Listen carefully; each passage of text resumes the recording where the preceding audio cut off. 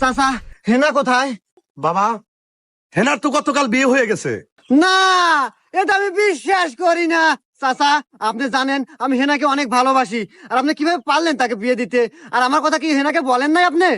আহা বাবা, বোঝো না কিসে রে? আমি তো হেনাকে বলছি, হেনাও তোমাকে ভালোবাসে, কিন্তু তুমি বলে আমার মেয়েকে একটা মেকআপ বক্স কিনে দিতে পারো না।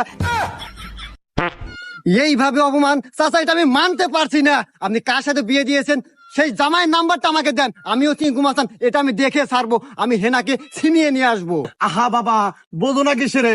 এও কথা আমি আমার মেয়েরে বলছিলাম যে চেঙ্কু মাস্টারের সাথে যদি ঝামেলা করস, পরিবর্তে একটা ঝামেলা হবো। ওর স্বামী কি বলছে জানো? কি বলছে?